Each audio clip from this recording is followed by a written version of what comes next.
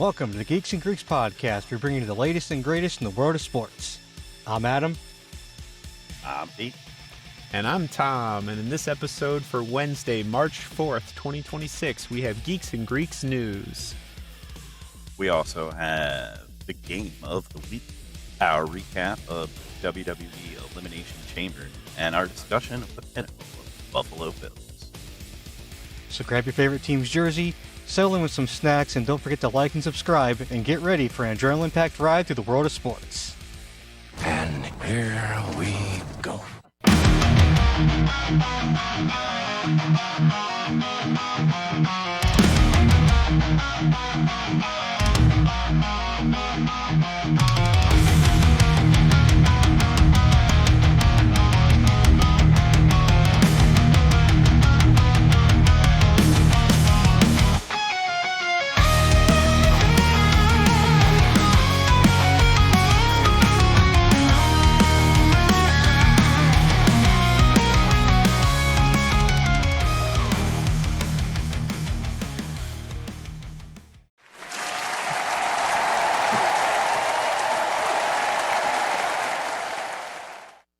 All right, everyone. Welcome back to another episode of the Geeks and Greeks podcast.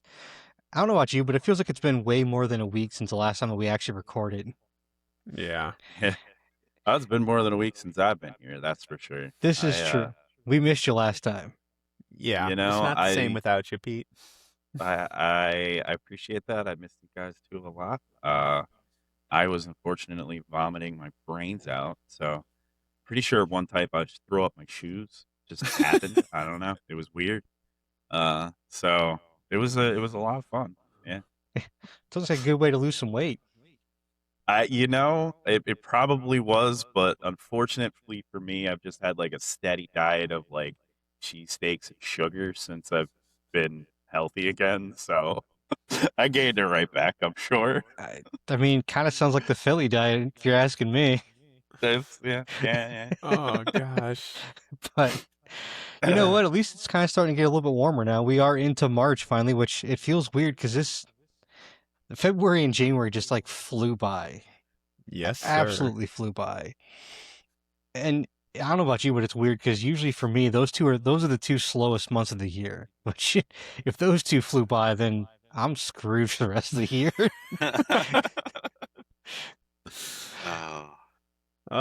But that brings us into Geeks and Greeks news.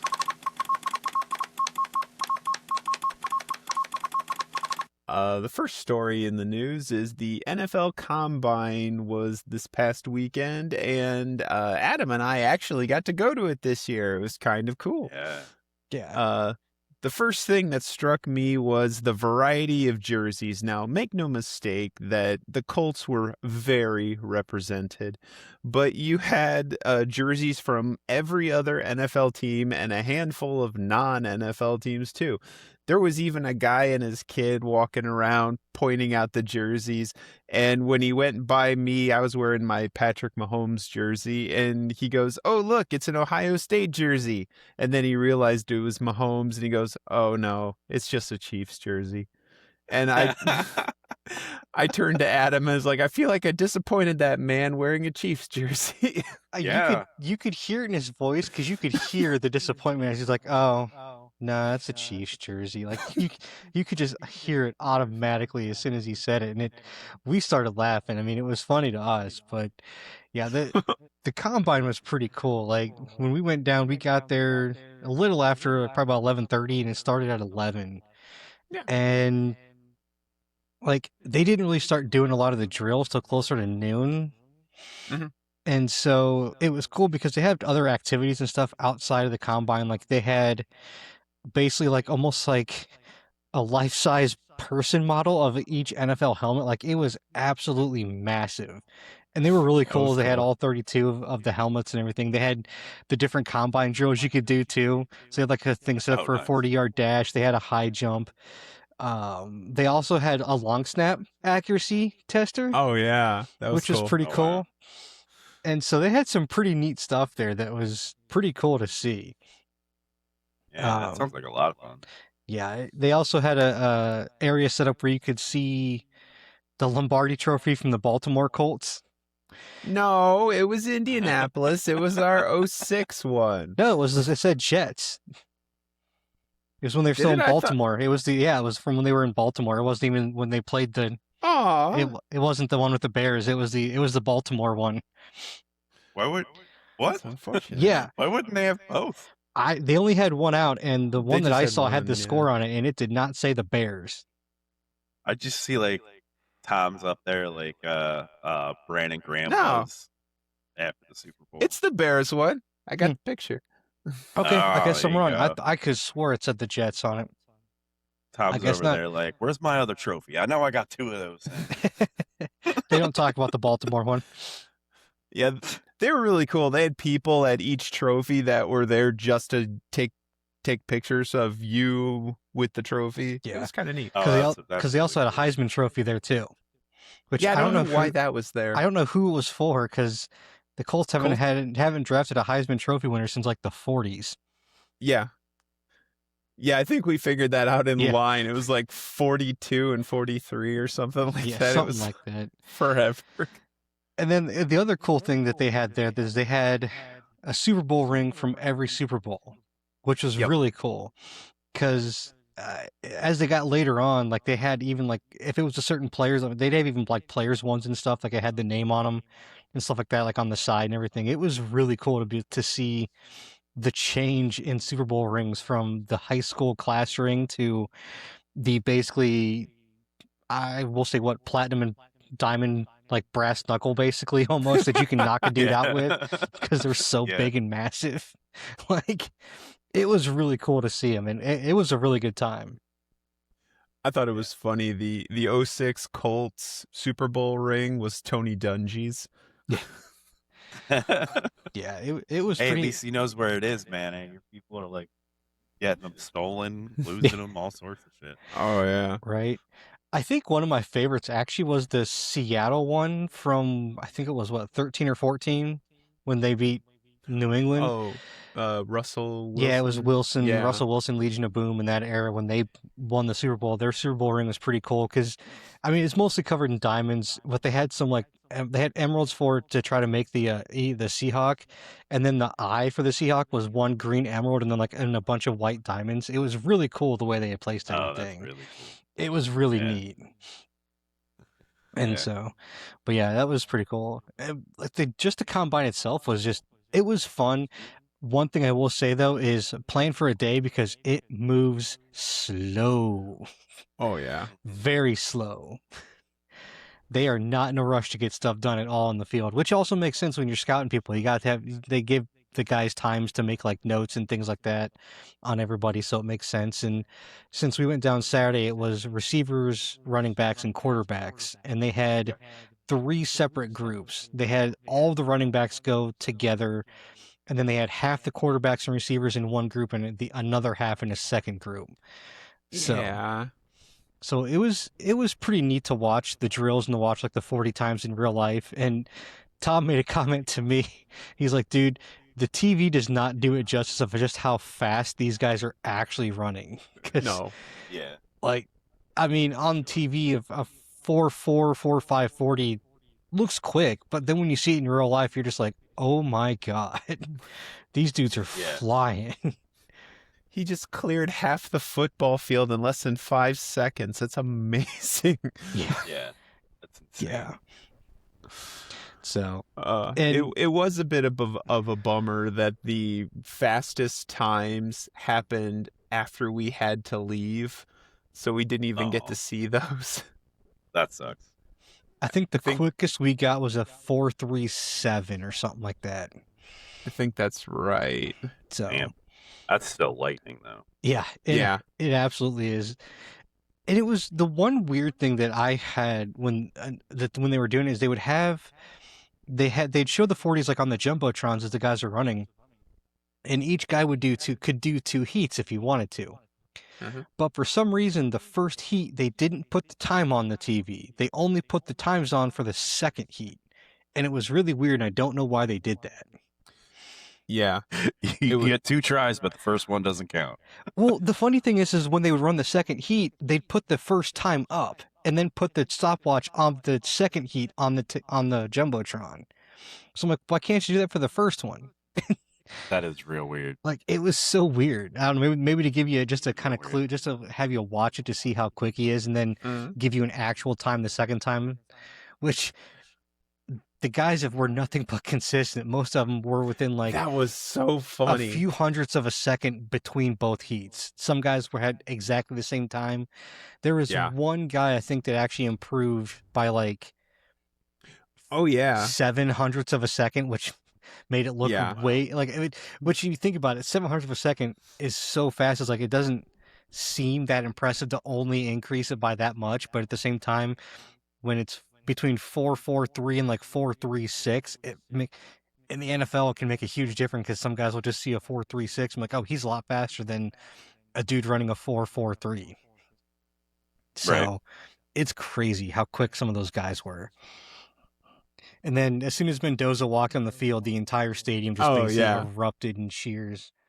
Oh yeah, nice. Everyone from IU, Notre Dame, and Ohio State, if they were college kids from those three places, they got the applause when they were doing stuff out there. Yep. It's like, yep, that's Indianapolis for you right there. And we saw like a ton of IU jerseys too while we were down there. At one point I asked Tom, I'm like, so which college did these IU fans root for before 2 years ago? It's like they didn't. They just rooted for the pros. That's all. Pretty much. So it was a fun time though. There was quite a few people there, and it was cool to be able to go down and it was all 100% free too. Didn't have to pay to get in. Didn't have to pay to do any of the like events, like the little activities and stuff outside it. I mean, you had your concession stands like that, but other than that, just getting in and doing stuff there, 100% free. That's awesome. So, good. Oh, one thing we missed out on, and it was just because of bad timing, is they will often have NFL players, and it's usually like the third string lineman from the Colts or something, someone who's already going to be there anyways. They'll come out and they'll sign autographs, but because of timing, we didn't get to see that. Yeah, we missed them. So I got to see. We saw the statue of Peyton Manning out front, which was pretty cool. Like the detail in that was so cool. Like they even had like basically like the leather creases from his cleats, like whatever design of cleat that he wore primarily as a Colt. Like they even went to that much detail for the cleats and everything. It was really cool to see. So crazy. Yeah. But moving on to the next story, the Lions have traded David Montgomery to the Texans in exchange for a 4th-round pick in 2026, a 7th-round pick in 2027, and O-lineman Juice Scruggs. David Montgomery is currently has a contract currently running through 2027. What are your guys' thoughts on this trade? I mean, to begin with, Juice Scruggs sounds like a badass wrestling name. Like, he's a member of the Bullet Club for sure. Just not knowing that he's like a lineman, I would, just from the name, I'm like, he's got to be a big guy. Yeah. Like Odyssey Jones or something. Like an Odyssey Jones or some type of dude that's like that size. I'm like, he's got to be. Even without hearing that he's a lineman. Like Juice Scruggs. Yeah. But it feels weird that Detroit is trading their number 2 back that they feature a lot. Yeah. I don't know if this means that Detroit is kind of going all in on Jahmyr Gibbs, or if one of the guys that were behind Montgomery showed enough throughout the season and practice and everything that they're comfortable with him taking over. I don't know. Because a 4th-round pick doesn't seem like a lot for a good NFL running back. Like, I mean, to me, it says that the Texans are trying to go all in at this point because Joe Mixon was hurt all last year. Nick Chubb is pretty much done at this point because he lost his starting job to a rookie. So maybe they don't think that Mixon's going to come back and be good, so they're banking on Montgomery to take that spot instead. I don't know. I'm kind of curious to see what happens with Mixon at this point because Woody Marks did pretty good, who was their rookie last year. So I can't see him doing a 3 tandem backfield. I really can't. Yeah. I mean, it's upsetting they're separating Sonic and Knuckles. I really like that nickname. I wonder if they're gonna maintain it in their like separate spot. It's like he'll just be like Knuckles the Echidna instead of Sonic and Knuckles. Yeah. I mean, maybe they're going to trade Mixon. I don't know. Oh, that'd be crazy. I mean, why else would you trade for Montgomery when you've got a good rookie running back that played well last year? Moving on, the Colts have given Daniel Jones the transition tag.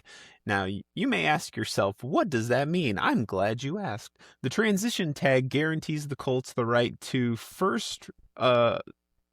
of first refusal for Jones, preserving the right to match any competing offer that he might sign with an interested club. If Jones doesn't sign any competing offer sheet, then he is guaranteed a 1-year salary of $37.8 million. The last time a quarterback was given the transition tag was Jeff George in 1996 by the Falcons, which did not work out well for him.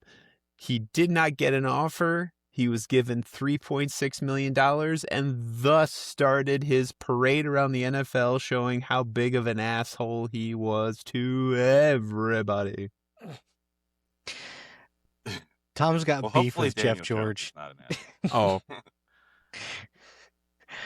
But, it's funny because they have the transition tag, but Kirk Cousins got the franchise tag a couple years ago in Washington. Yeah. Which is weird. They didn't have anything else because they weren't going to bring back RG3 at that point. Oh. But this is kind of cool for Jones, and Dallas did pretty much the same thing with George Pickens, except he got the non-exclusive franchise tag, which pretty much says the exact same thing. I think the only difference is that if with the non-exclusive franchise is that if Pickens were to sign somewhere else and Dallas doesn't match it, they then get at least one first-round draft pick from that team. Right. Yeah. Yeah, where the Colts get Jones if they want him. Yeah. He's not allowed to leave if they match the offer. Same with Pickens. They get the right to match the contract if he gets an offer somewhere else. Right. So, but this is great for honestly both sides because Dan Jones goes from making 14 mil last year to now 37 mil this year. Yeah. Yeah. And so, good. That's what I was gonna say because I honestly I'm not a very big fan of the franchise tag. I think that it kind of takes the power away from the player. It gives too much power to the team. But this almost feels like the in good faith tag. Like, yeah, we'll at least double you from last year. If somebody else wants to give you a better offer, we'll match it. It gives the player a little bit of power to go out and shop himself and see if he can get a better deal somewhere, and then still be able to play on a team that he's familiar with. So. The only thing that makes me nervous about this is I kept getting Saquon Barkley flashes from when the Giants told him to go shop around and see what you're worth. But it's like, okay, yeah, you can do that, but I kind of like to hold on to Daniel Jones because I like what I saw for the first half of the season where he played, and I'd like to see him, get all 18 in. I think it'd be nice. You know who else would really like to see him get all 18 in? The Miami Dolphins. Just saying. No, Pete. You know who else probably would like to see him get all 18 in? The Arizona Cardinals. So that brings us into the upcoming free agent frenzy. Now, on March 9th at noon, you're allowed to start talking to free agents. And then on March 11th is when all the chaos starts at 4:00 in the afternoon. Just wait for the notifications to start coming in on your cell phone because that's when they can start signing free agents. Because that's the technical start of the new year, isn't it? Correct. That's what I Now, thought. right now, there are about 750 free agents, give or take. But yeah, most of those are just gonna like low key retire. But others like Tua, Kyler Murray, Debo Samuels, and most recently Stephon Diggs. And Brandon These Ayuk. and Ayuk. And these are all names that are going to be really interesting to see where they go. And I guarantee you are probably going to be some of the first notifications you get on the 11th at 4:01. I mean, the one of what we mentioned, the one that I don't think we're going to see right away is Tua. I think Tua's done. Yeah, Like, I think unless he's going to Pittsburgh, I don't see it. Yeah. I mean, I could see I him really going to feel like Pittsburgh. he needs to retire anyway. I mean, the injuries are too much, and it's a bad look for the league. And like, I know that sounds ridiculous, but like, this is a league that hid concussions and did so to the detriment of hundreds of players, if not more. You know, and there have been so many problems with concussions and them looking the other way with them that it's like, sorry, dude, when you're this concussion prone, I don't think you could be allowed to play in the NFL.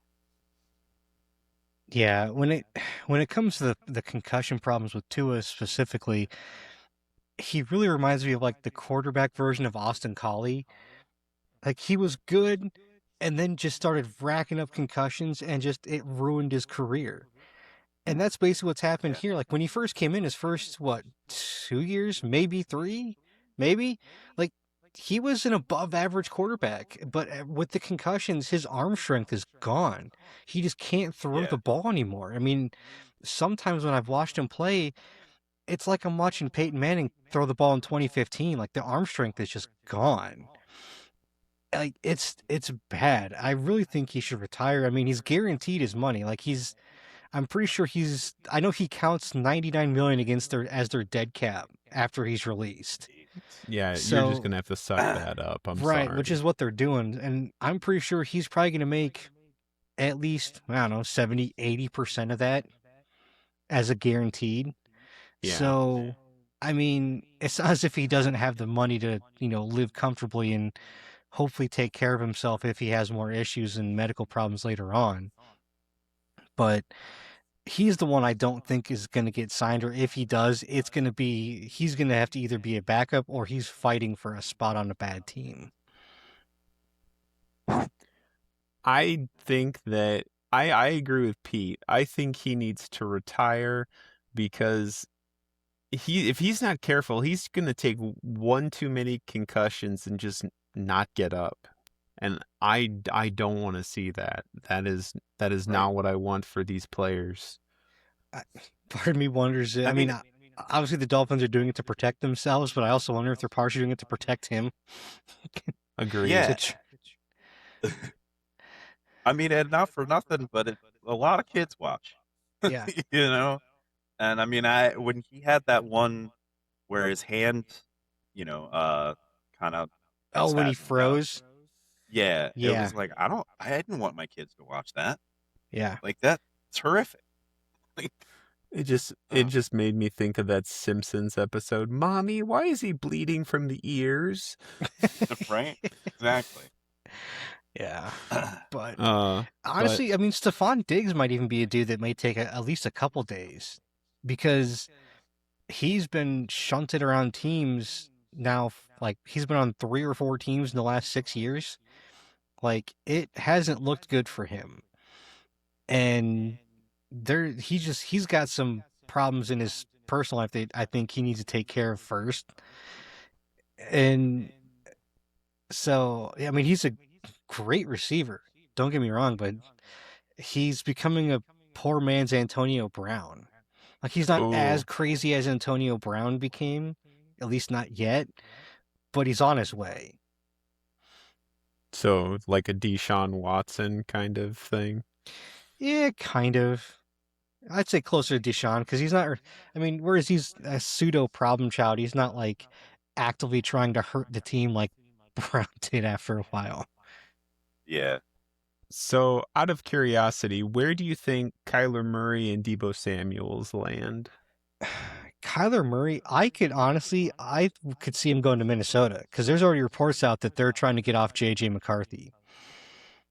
Yeah. So I could see him going to Minnesota. I could see him going to Miami. And Miami needs a quarterback, and Kyler Murray's way better than Tua is at this point. So At this point, yeah. I mean, he could go to we don't know what Pittsburgh's going to do. Maybe Pittsburgh, but I'm pretty sure Rodgers is coming back to go to Pittsburgh. So plus, I don't know. Like, those are the two that I really see the most is Minnesota and Miami, to be honest with you. And Pittsburgh being third on that list. Kind of a distant third, though. I think that Rodgers is coming back since they brought in McCarthy. So yeah, but is McCarthy really? No, he's not good at all. No. Yeah, I mean, I kind of agree with you. I think the other one is maybe not Oakland, Vegas just get rid of their quarterback? No, Geno's still technically going to be around, but they're also going to draft Mendoza. Yeah. So yeah, they are. Well, they might want him to sit behind somebody. I mean, I can see, because honestly, I feel like the Raiders are where you go for your career to just kind of die, and I can see that happening with Kyler Murray. Like the next place he goes to is probably going to be his last.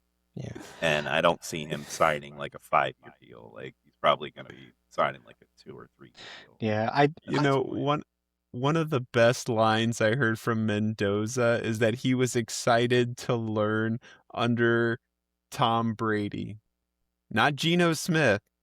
Tom Brady. Tom Brady. And I was like, oh, that kind of twists the knife a bit, but I get it. But yeah, I think Geno is going back to or staying in Vegas. I don't think his contract was up. Yeah. And he's still good. With a different coach and a competent coordinator, I think Geno would do better. But I mean, Mendoza's going to eventually start this next season because I'd be shocked if he's not drafted 1-1 this year. So 100%. If he's not 1-1, they done screwed up. Yeah.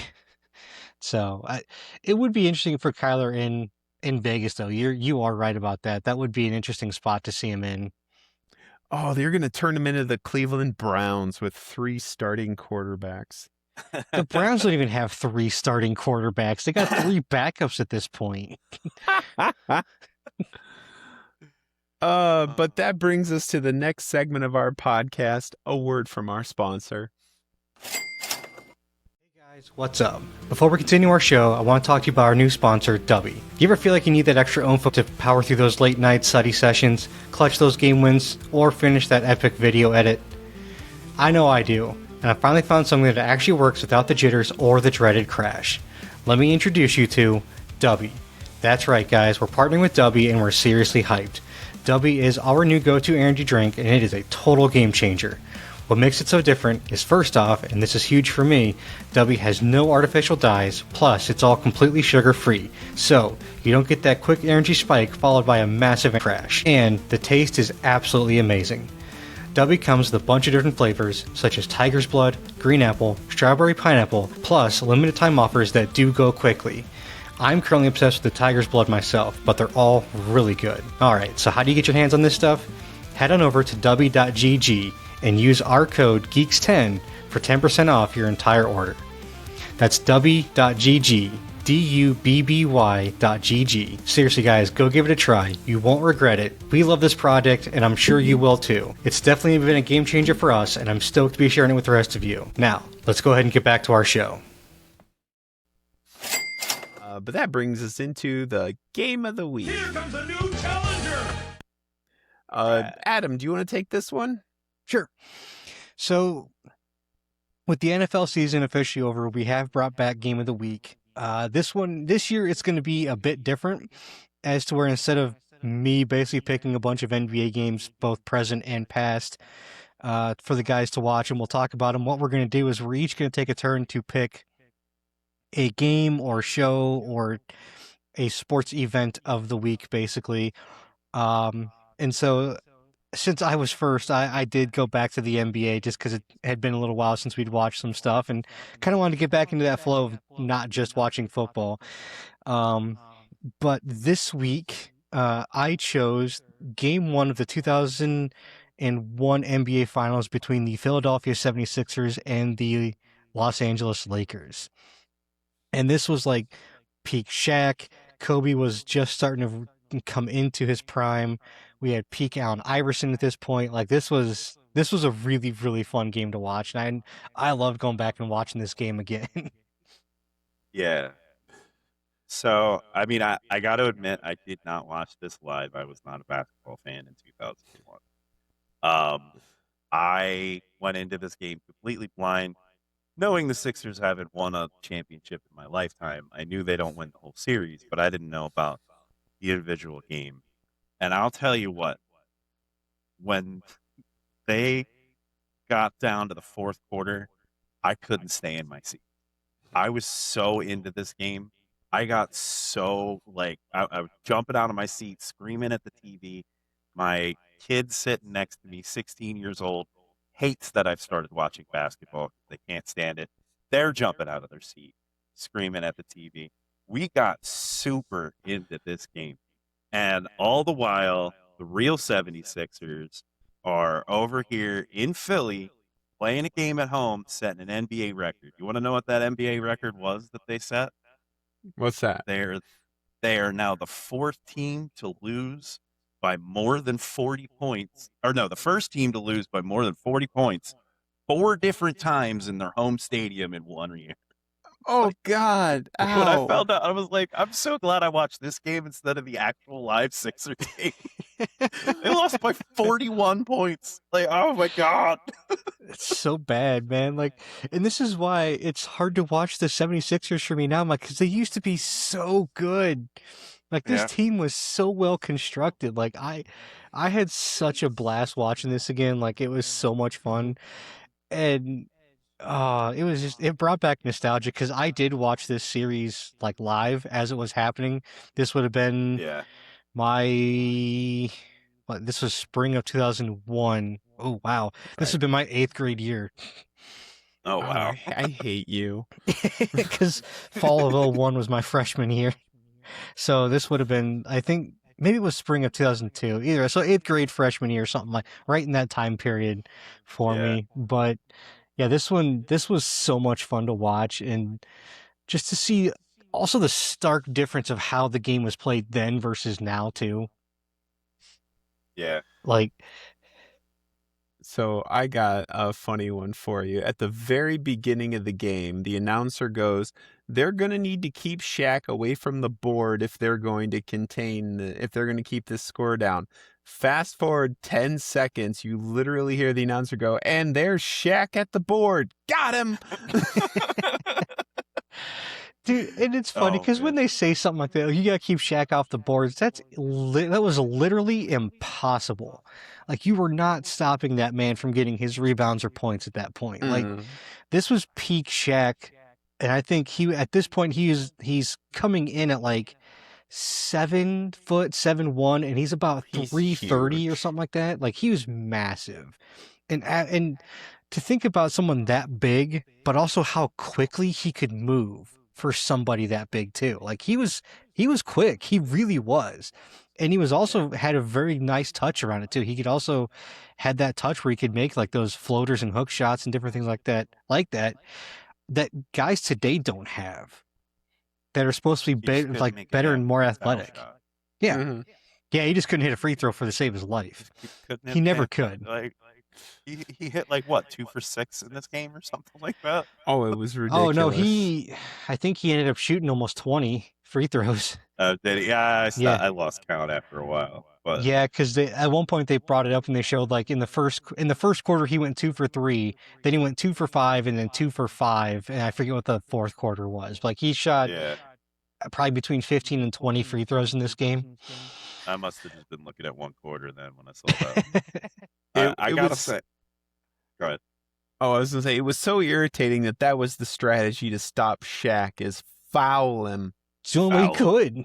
because Yeah. he doesn't get the points, and he's probably not going to make those foul shots. So just take him out. That's where we got the term hack-a-shack.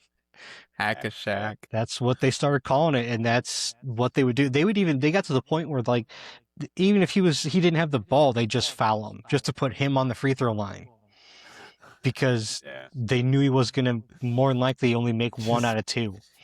Just brick it. Yeah. I mean, he was a career 52% free throw shooter for his entire career. He was always terrible at free throws. Yeah.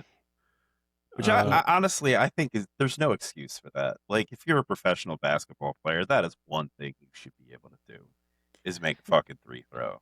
Yeah. He didn't have the greatest work ethic. He didn't. He's even said that. He's even said that his work ethic wasn't the greatest. Like during that run, a lot of times he'd show up to like training camp just totally out of shape because he didn't do anything in the off season. He just hung around the house and just chilled all off season and wouldn't do anything. And it would drive Kobe absolutely fucking mad every single year.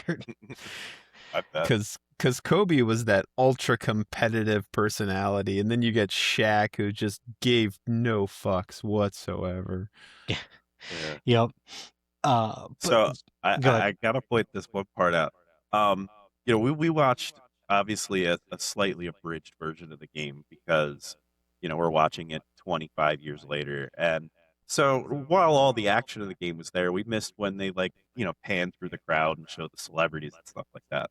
So we got this one shot of Jack Nicholson just through the whole video, and I just got to show this for those of us watching here. This is this picture of Jack Nicholson, and he looks like he has never seen a game of basketball before. Like, he is just discovering this game. He's like, oh my God, this is amazing. They have a ball and they throw it through the hoop. How do they make it bounce back into their hands? I can't figure it out. He's just so completely perplexed by the game. It was just so funny. I had to share. It was great. Yeah, it was funny because he was a season ticket holder too. Yep, he's a huge basketball fan. I don't know if he must have been on a shit ton of drugs, is what it was. Very possible. This was the early 2000s, and he was a lot younger. Yeah. But yeah, one thing that really stood out to me too was like just the way the teams played. Like, Philly was like a very fast-paced, up and down the court kind of team, and even when in the half court, they moved really quickly and really fast. And it's because you built around Iverson, who was like 6'6" and was a very quick, very agile guard that could move in and out like that. And then you had the Lakers that were basically a half-court offense that would throw it to Shaq a lot, and it was a lot slower pace, and it was cool to see those two styles clashing and just the difference between the two and how they had to adjust to each other throughout the game in different times and different periods. Like when the game first started, LA took like a 15-4 lead or something like that and got out to a really quick early lead. But then, Philly brought it back just with the quickness and getting up and down the floor and making them run. I mean, at one point, I think they were leading by like about 10, about 50-42 or something like that. Like, they brought it back well and came on it. And it was really cool to watch the two different styles clash like that, because I don't feel like, while we get teams that play different from each other at this point, we don't have that slower pace like we used to anymore. So like to see the fast pace and the slow pace like that really kind of clash is just something we don't see anymore, and it's just not as fun. So I had two quick notes that are kind of an indictment on current basketball. Fisher is bleeding down his arm. He would be sent back to the locker room today. And a traveling call? I'd forgotten what one of those looked like. Yeah. We did get a traveling call. Yeah. We also got one of the most iconic sequences in the NBA in the last like 25 years too. Yep. Where in overtime with about 47 seconds left, Iverson hit a step back shot and Ty Lue fell, and he stepped over him and just and with emphasis too. Like he took two like hard stomps over him, and then even kind of act like he was kicking dirt on him before he started running past him. Yep. Oh yeah. Like they play that clip all the time as one of the most disrespectful things in the NBA, and it's just like that's got to be so demoralizing because honestly, until that point, Lue had shut Iverson down the last half of the fourth quarter and most of overtime. It wasn't really until the last like minute that Iverson started to score again. But it's just like it's that one thing, man. You get him that one time, and when he falls off the shot, it's just embarrassing. Yep. But it was so much fun. And what the 76? I had a note here. The 76ers centers had counted for 12 total fouls on Shaq throughout the game. Oh, wow. The three centers they put out had got a total of 12 fouls, just them on Shaq. Plus, I'm sure a couple others that happened from other players too. Oh shoot. One quick final note. Did you know the actor Rick Fox used to play basketball? Who knew? Seriously. Seriously, this guy has been like a serious bit actor for the past 20 years. And I look at this guy, I was like, I know that guy. Oh, how it's do I know that actually guy? the actor? Yeah, it's the actor. It's hilarious. He's been acting for 20 years, and it's because he retired from basketball. Oh man. Yeah. So, He actually got drafted in the NBA in like 94 or something like that. wow. And then retired in 2004. And then he was acting a bit before he retired from basketball. And now he's in politics in the Bahamas, where he's from. Yep.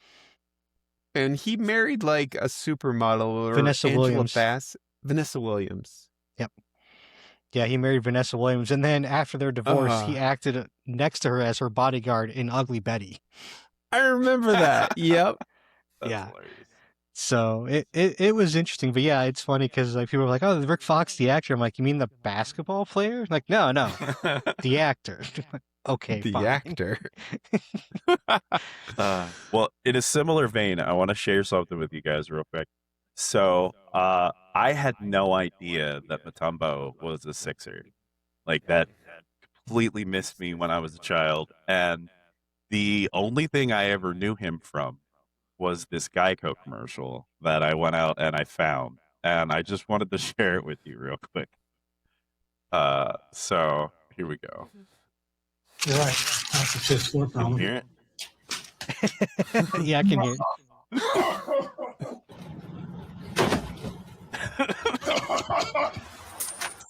No.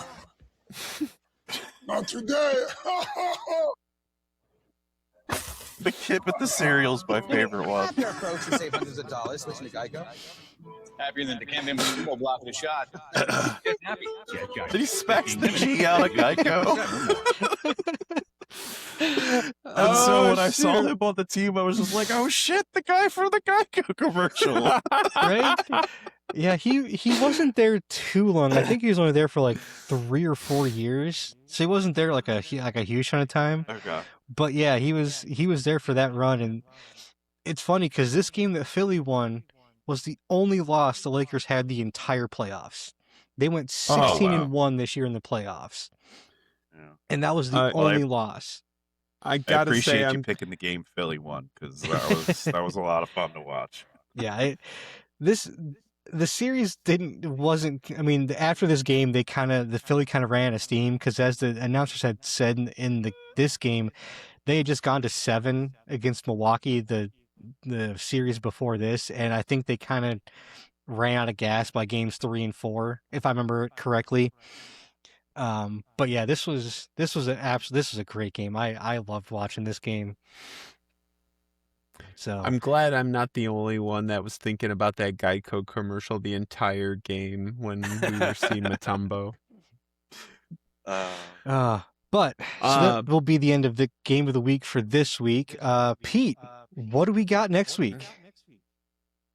Oh yes. Okay. So it's not quite a game. But I am going to have you guys watch some of my wrestling. I do okay. specifically say my wrestling because it is a Ring of Honor match from 22, actually.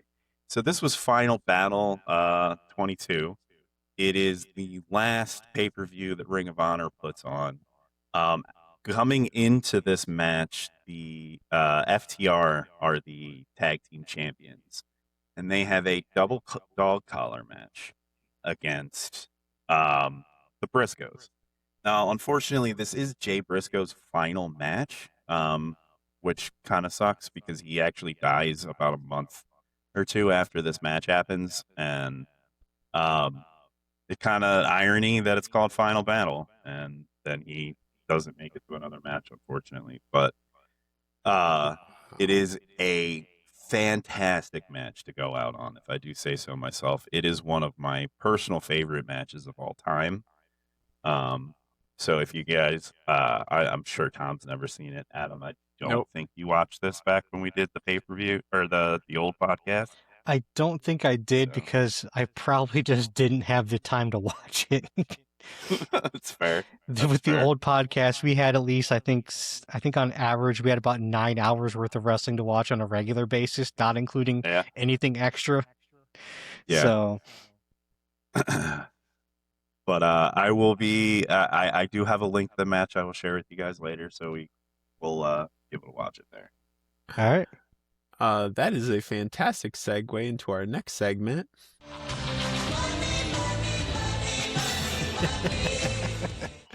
The WWE Elimination Chamber, starting off with Rhea Ripley defeats Tiffany Stratton, and also there was like Alexa Bliss, Asuka, and Asuka, sure. best wrestler of all time, man. Come on. Yeah, is Second. she though? But the women's Elimination Chamber match. Yeah, this happened. Yeah, all right. So, I mean, to begin with, Raquel not winning is a travesty. And it feels weird saying it, but this was really Raquel Rodriguez's best match she's ever had. She's never looked better than she did in this match. She was so dominant. Ever since she's adopted the Kevin Nash, Big Daddy Diesel gimmick, she's really come into her own. I didn't put that together. That's pretty good. Well, she started calling herself Big Sexy. That's where I picked it up. I was like, oh yeah, I remember somebody who used to call himself that all the time. Yep. Except she actually is. Right. Yeah. And Rhea winning's fine, I guess. I mean, it feels really standard. Yeah. And like Jade Cargill, like she's the champ of What Am I Doing Here? And even her bit where she like rented out like a whole suite to watch the match, they didn't even really pan over to her until like the match was almost over. And it was just like, this is not hyping me up for the WrestleMania match. And like, of course, Rhea won because Rhea always wins. And it's fine. It was better than the men's match, in my opinion. But that's not saying much. This was an ESPN PLE, guys. Just like every other one before it. Kind of okay. Mostly ass. Yeah. I've wondered for a while now how much of the decisions of like who's winning, like the storylines and decisions, like is affected by TKO, and how much is actually Triple H making his own decisions.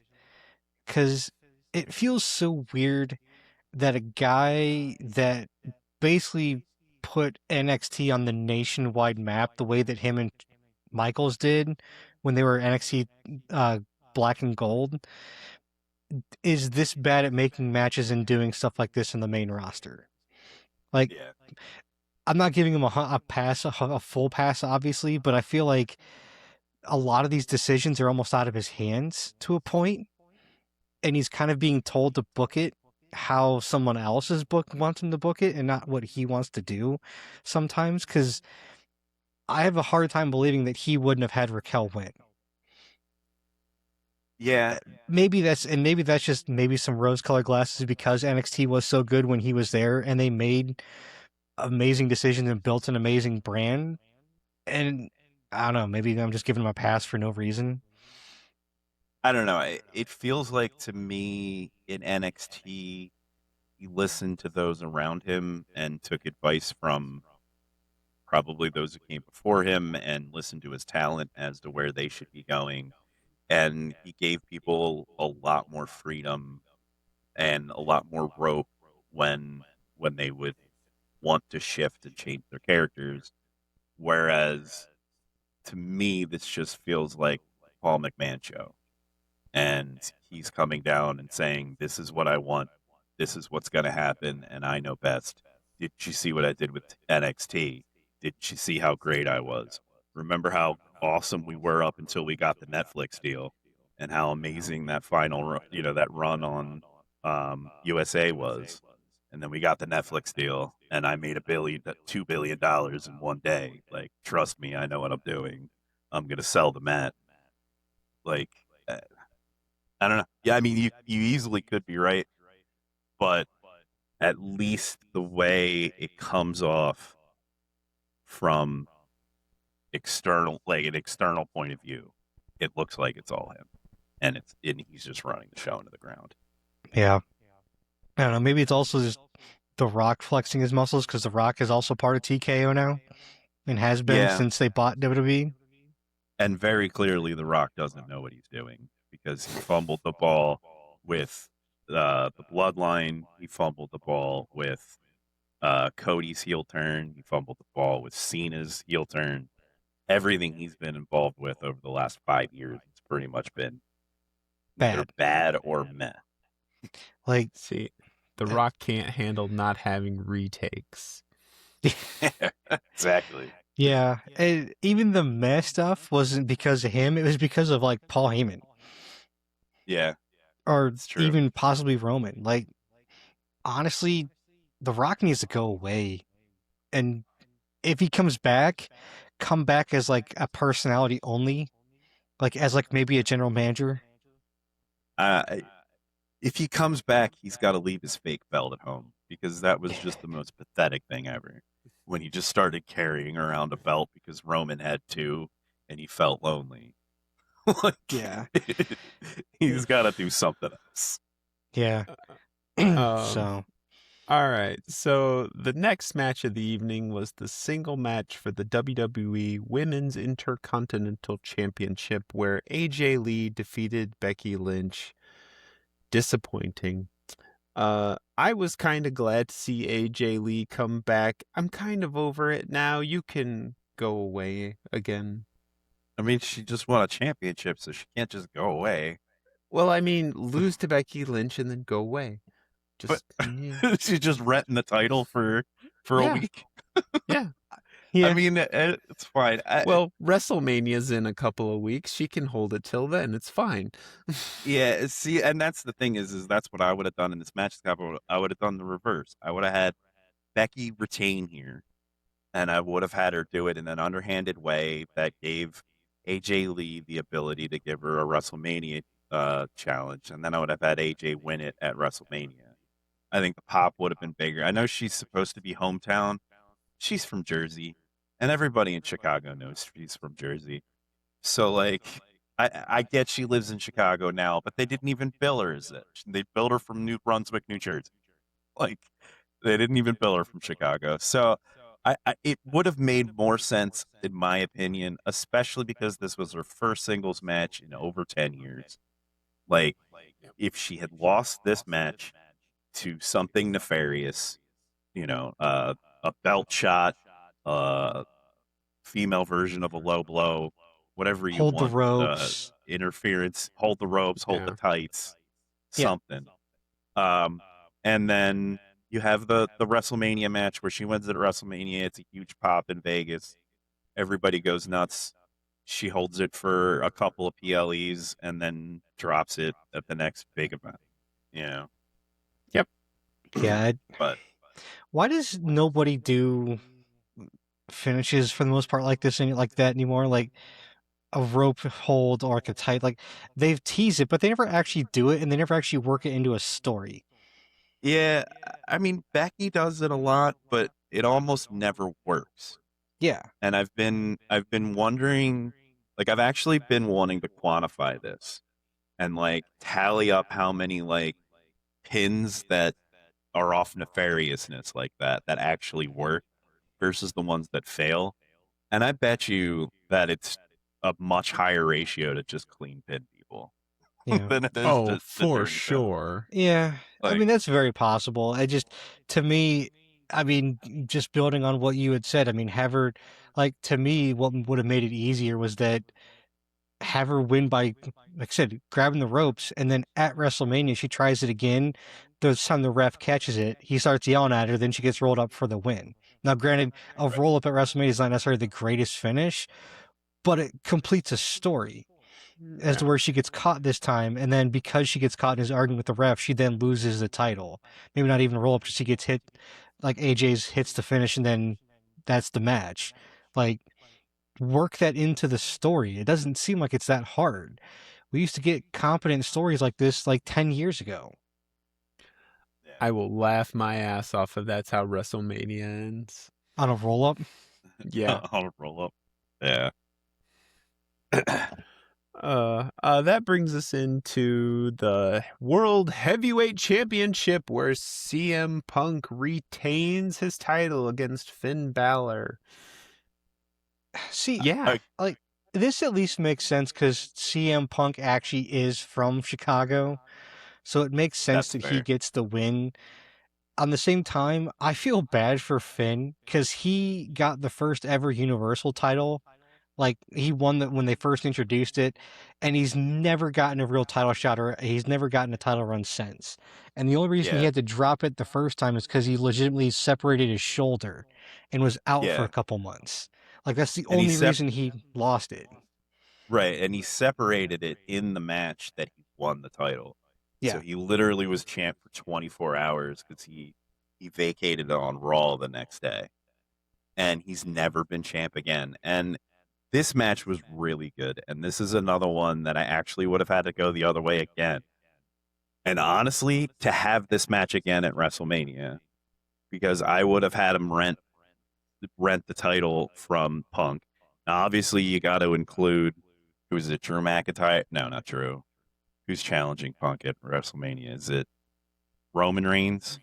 I think it's Roman Reigns. It's Roman. So it's like, it would be a triple threat, Roman Reigns, Punk, Finn Bálor. But that's fine. I'm perfectly okay with that turning into a triple threat. And neither Punk nor Roman Reigns need another title run. Finn Bálor actually needs another title run. Yeah. And you could have turned Roman it in. Reigns always needs another title run. Right? So you have Finn win here, and he finally proves he can do it by himself, and then he loses at WrestleMania, and then he embraces the Judgment Day and is like, you guys were right. I need you guys to help me retain the belt. And then he wins it back at Backlash, and then goes on a 7-month title run. Like, that's what I would have done. And then maybe he loses it at the next Royal Rumble. You know, and why are we pushing CM Punk? It makes sense because he's in Chicago. Okay, fine. But why are we pushing CM Punk? Like, he's been here. He's done that. He is the T-shirt. Like, he doesn't need a title run. No, He doesn't but need I another main the event. young people. No, but I think also part of it too, as far as with Punk, is you have to give him some type of title run, and it's got to be in a meaningful position on the calendar. What I think would have worked better actually would have been to have Punk retain here, but then again come back to almost do it in a way that allows Finn to challenge again, like I said, some sort of nefarious ways from interference or something, and then have Punk put over Finn at WrestleMania, which is bigger for Finn in that regard. And then Finn goes on his title run till SummerSlam, Rumble, whatever. Yeah. But because Roman's in it, it's not going to be the same because for some reason they just insist on having triple threat and fatal four matches for the titles at WrestleMania. I hate these. Lazy writing. Yeah. All right. In closing, I am gonna just say, and you can call it, yeah.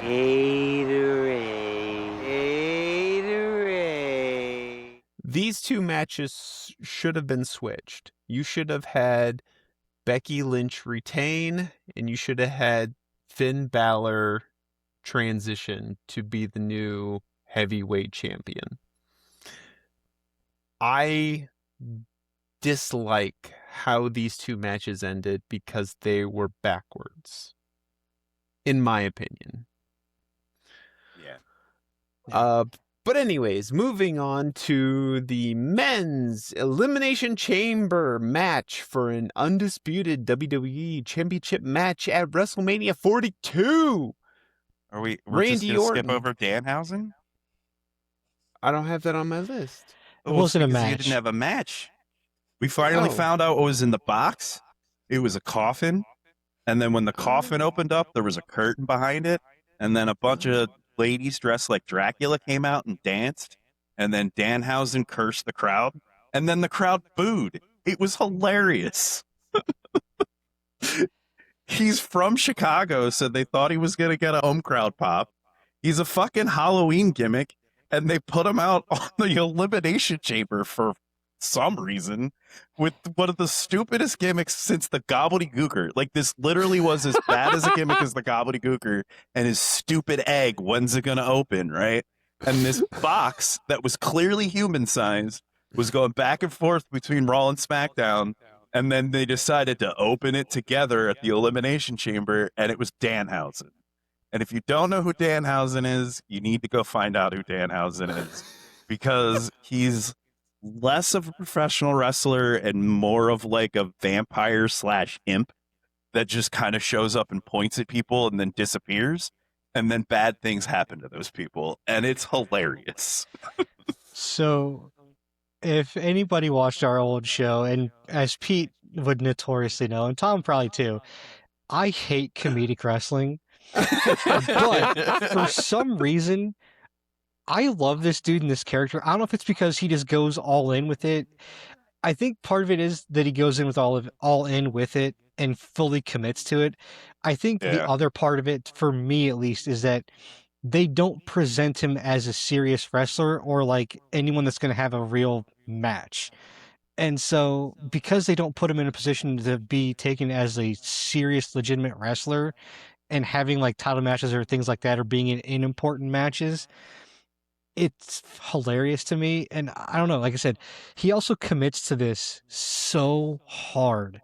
And he is 100% committed to it. And one of those women that came out was actually his wife. Oh, yeah, that's right. I think she was the one that was led his wife. everyone. I think she was the first one out that led all the other women out. Yeah. And I don't know. It's one of those things where, again, he'll show up. He's going to be basically, I would love to see him and Ron Killings do some stuff together on television. Because it's going to crack everybody. I mean, it's what he already did. I mean, he showed up on Raw the next day and had a list of demands for Adam Pearce on like this ratty, wrinkled piece of paper that like Pearce just immediately threw away because it was like limp and wet, it looked like, and it looked gross as hell. Like, he it's called so them dumb. Demandhausens. Yeah. It's like my list of Demandhausens. It's absolutely ridiculous, and it makes no sense that I like this guy or this character, but for some reason I do, and I can't explain it. I just can't. And then he went on to curse Dominic Mysterio, and Dominic Mysterio dropped the Intercontinental Championship to Pentagon Jr. It was a fantastic episode. Yeah, like it's one of those things. I said, I mean, I've seen him wrestle a few times. He is not good in the ring at all, but he is hilarious on the mic. And it's funny because this dude's like 6'2", 6'3", but he's like $160. He is like, he is scrawny. Super skinny.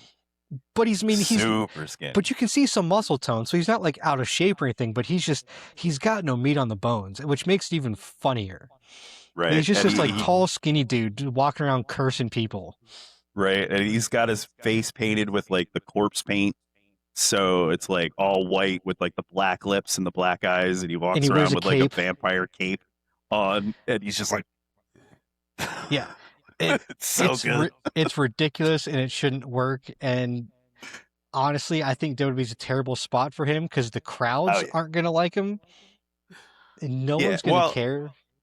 Yeah, The he's kids gonna will probably end up like getting him.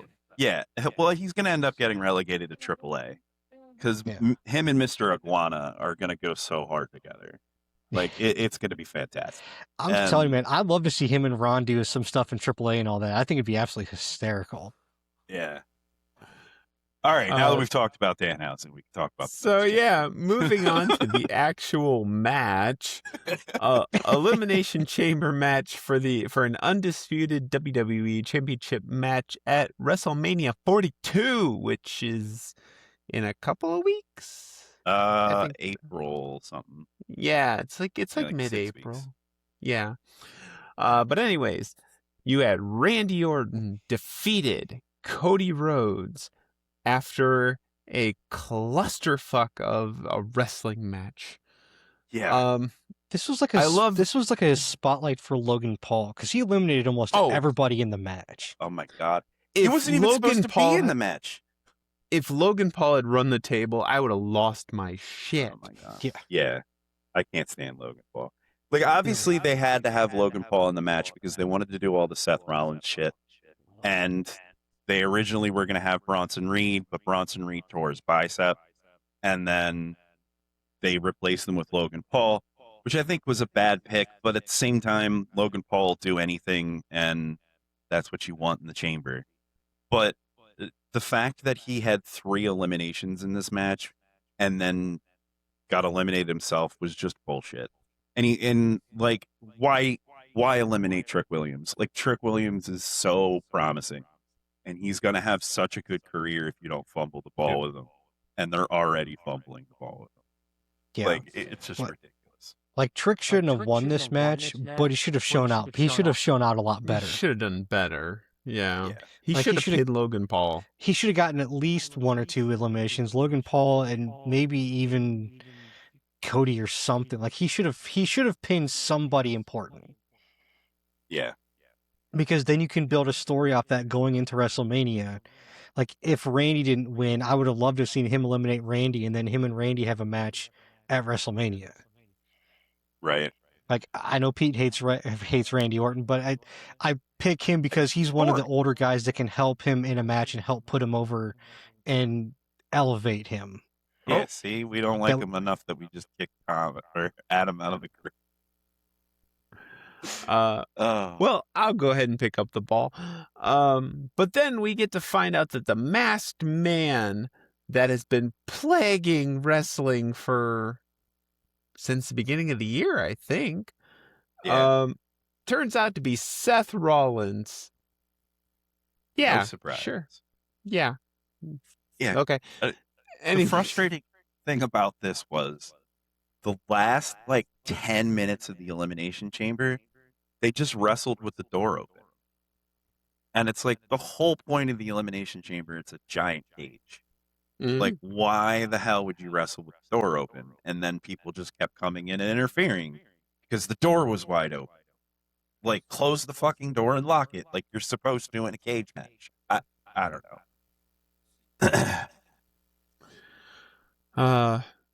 But that brings us to the next segment of our podcast, the pinnacle of the Buffalo Bills.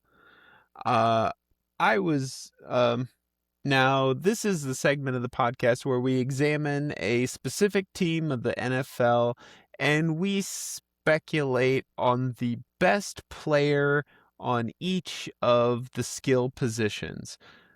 Starting with the quarterback, who did you guys think has been the best Buffalo Bills quarterback of all time? Not all at once. Yeah. So this was a difficult assignment for me. I am not a super big Bills fan. I definitely don't have a history on them. So when I was researching this, it came down to really 3 guys for me. I had Jim Kelly, Josh Allen, and Jack Kemp.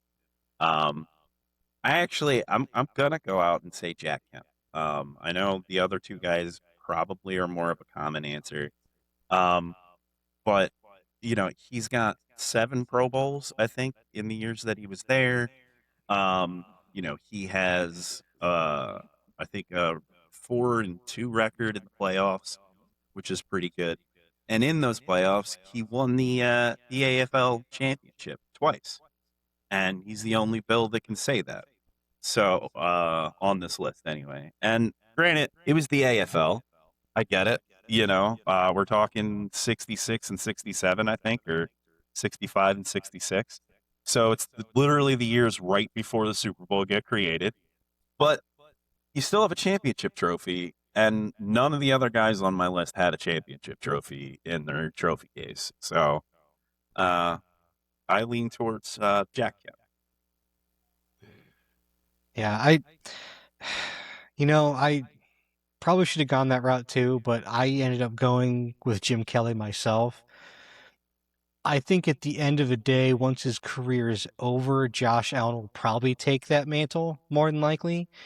But Agreed. at this point, like, even though Jim Kelly never won a Super Bowl, he made it to 4 straight. How many people can say they went to 4 straight Super Bowls? I mean, that right there is an achievement within itself. Granted, he did lose all 4, but he went to 4 straight. I mean, in football, that is hard to do in football. Right. And so I had said Jim Kelly for that matter, and he was also there for a long time. I mean, he's kind of was the face of the franchise throughout the mid to late 80s and into the early 90s. Yeah, 11 seasons. So Wow. in a time when quarterbacks necessarily weren't the face of your franchise. I mean, at that point, we had guys that were faces that were, a lot of other positions.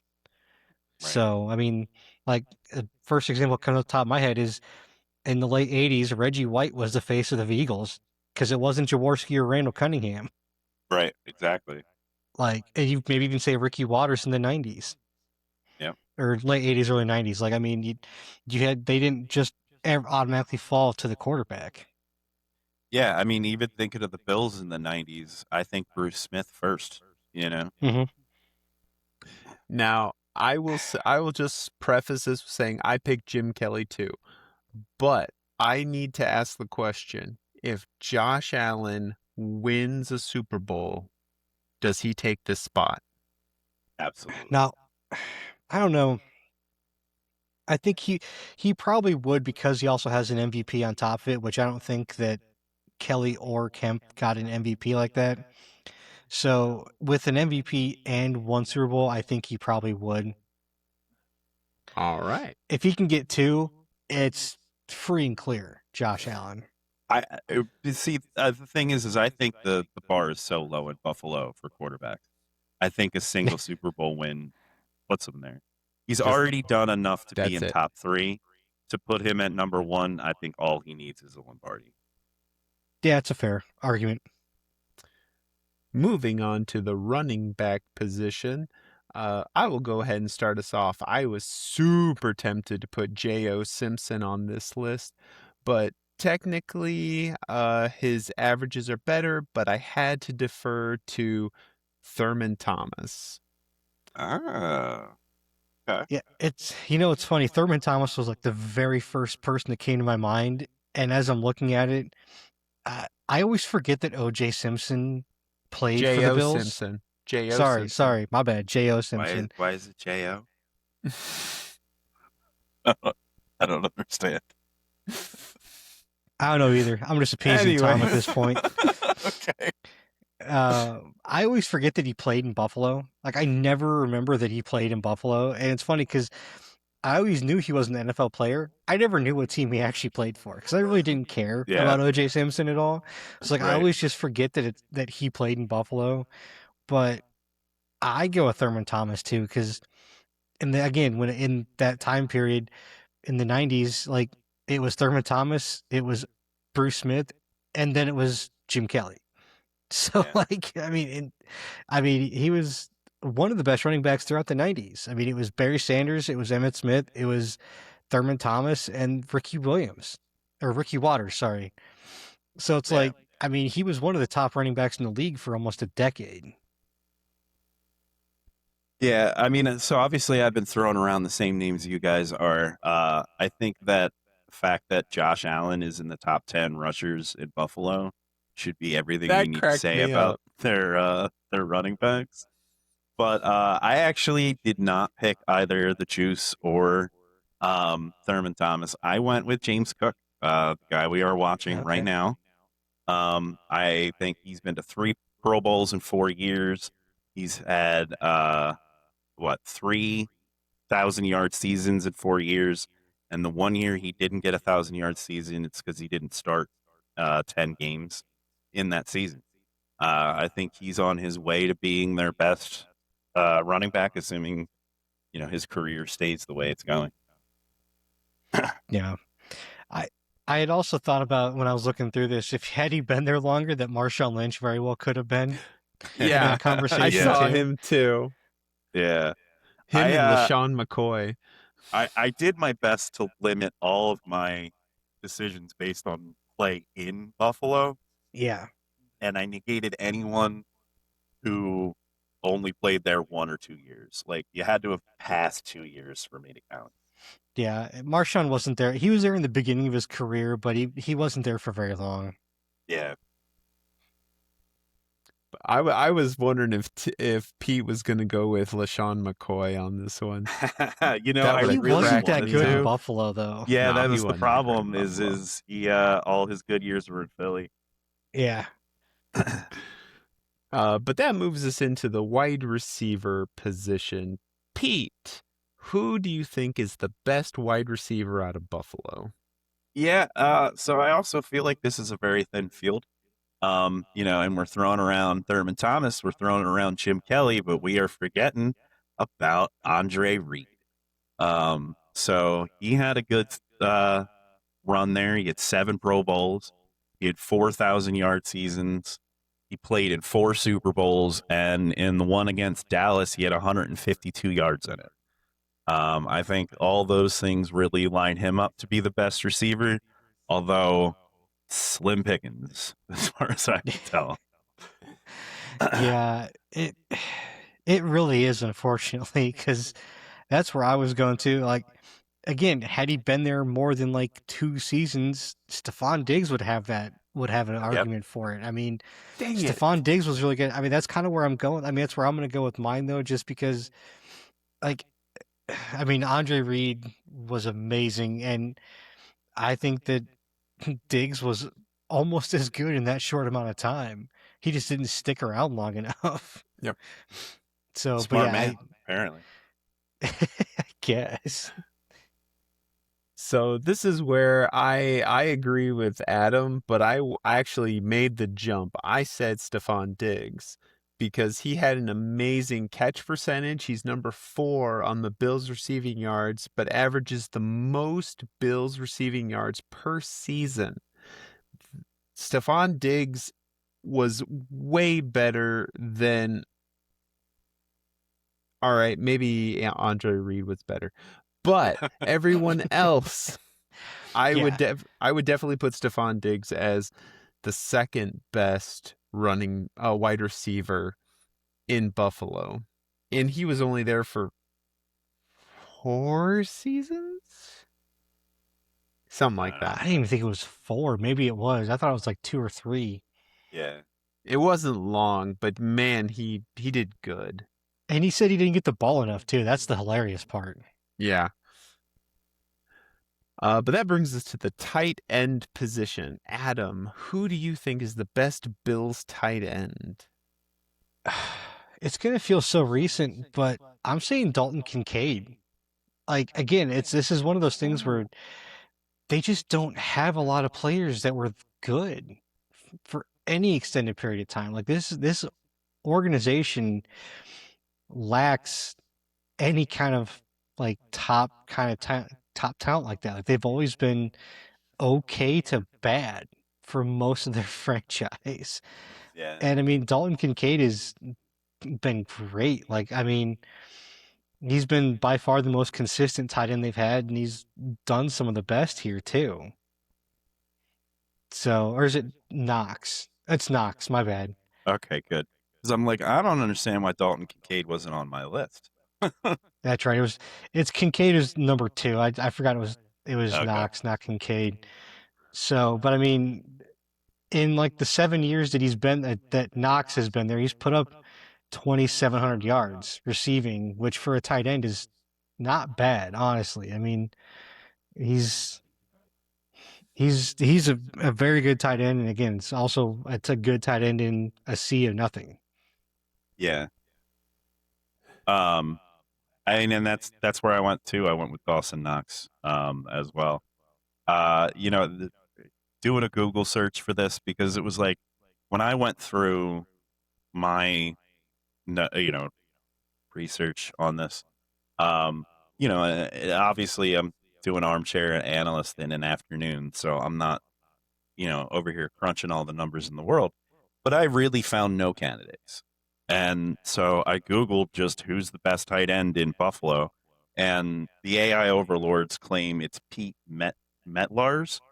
Yep, But that's who I have. Yeah, he's got one season over 500 yards and has no awards. It's like, in what universe was this guy a good tight end? I guess at Buffalo, where there are no two good tight ends. So I'm going with Dawson Knox because I think he's got potential. He's got something to build from. Whereas Pete Metzlar's, his career is over and he did nothing. So. Well, I was in that boat. I was between Knox and Metzelar, but I went with Pete because he has the most receiving yards by a Bills tight end and one of the best catch percentages among Bills tight ends. He's not quite the best catch percentage, but he's definitely top 5. I can understand Knox, and now after hearing you guys make an argument, I might lean that way, but I think I'm going to stick with Pete Metzelar.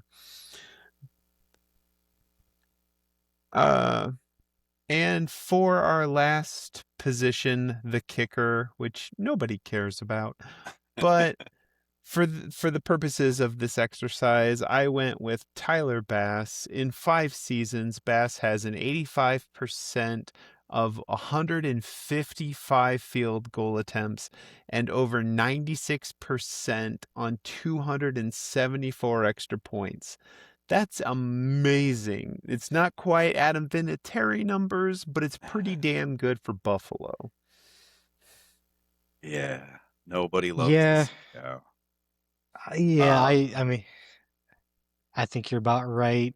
The other one that I had put in was Steve Christie, who spent 9 years there from 92 to 2000. Yep. But I mean, Bass's accuracy records are better because in those 9 years in Buffalo, Steve Christie only had hit 78% of his field goals. Yeah. And still pretty good, but it's not bad. Like he hit 234 field goals is how many he made in 9 seasons. So not bad, but I mean, and it's funny because he was at 98.7% for extra points back when they were kicking from the 2-yard line, which means he shanked a couple from the 2-yard line. Yeah, that's pretty. Either that or they got blocked, one of the two. I'm not sure. It doesn't really say what happened with the extra points. But in 95, he missed 2. So he hit 33 out of 35.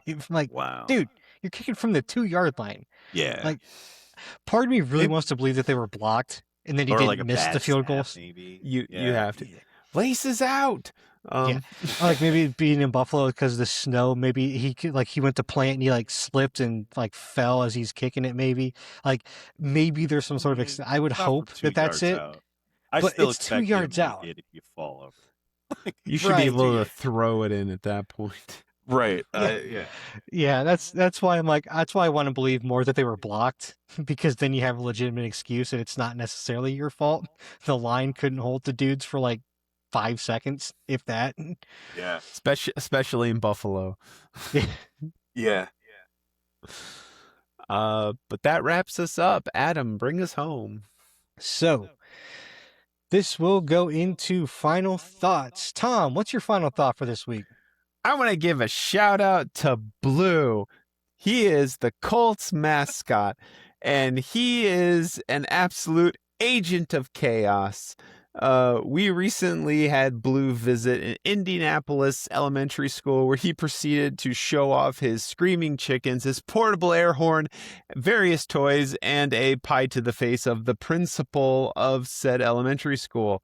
Congratulations, Blue. You just made an entire school of elementary kids Colts fans. I'm surprised we didn't see him at the combine. I know, right?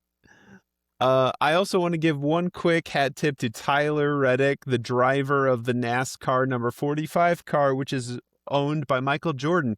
He's won his third consecutive race, setting a NASCAR record for being the first driver to start the season with a hat trick. Is Jordan going to be able to add a NASCAR Cup to his already full trophy case? Who knows? We'll see. He's already got one. He won last year. Yep. But real quick, I have a quick NASCAR fun fact. If I told you that Michael Jordan owned 3 full-time NASCARs, one of them was number 45, could you guess one of the other car numbers? Please tell me it's 23. Bubba Wallace, number 23, Hey. works for Michael Jordan. Like, it's got to be 23. What else It could absolutely is. I thought that was absolutely hilarious, and I never noticed it before this week. Oh, that's great. it be? All right, Pete, what you got? So I want to give a shout out to a couple of champions that recently won their belts. We got AJ Lee, of course, winning the women's international championship. We got Pentagon Jr. winning the men's international championship. Actually, I think he now goes by just Penta because he's lame. Pentagon Jr. And finally, who was it? Miles Bourne won the United States North American Championship over in NXT. A little bit of a shake-up right before WrestleMania season's always good. So, congratulations, all the new champs. You know, for not liking WWE anymore, you sure are shutting out a lot of WWE people. You know, it's my last run. I am quitting wrestling officially. Well, not wrestling, WWE officially after Mania this year, and I officially said it on the podcast, so it's real. Fair enough. All right, and for my final thought, we have the WBC Classic coming up, the World Baseball Championships coming up here. They actually start, as of recording, in about 45 minutes. The first game takes place on Wednesday, March 4th at 10 p.m. It is Australia versus Chinese Taipei in game 1, and then we'll have 2 games on Thursday, and then the rest of the teams play on Friday. So it'll be pretty cool because the first game is going to be in Tokyo, in the Tokyo Dome. Nice. So a lot of teams playing this year. It comes around every 3 years, so this is the next time we have it. So next time we have it will be 3 years from this year. But it's always cool to see guys play for their, countries and stuff. And this is cutting into some of the spring training for a lot of the guys, because a decent amount of the guys in Major League Baseball have gone back to play for their country's team. Very cool. And so it's kind of cool to see this. It's almost like the not World Series. It's like the Olympics, but for baseball. Yeah. So, all right, that is going to be it for us today, guys. We thank you so much for joining us. Don't forget to like and subscribe, and you can find us on YouTube, Facebook, Instagram, and you can also find us on Amazon, Spotify, and Apple Podcasts. Until next time, may the coin toss of life ever be in your favor. Later, guys. See ya. Peace. Excuse me while I whip this out.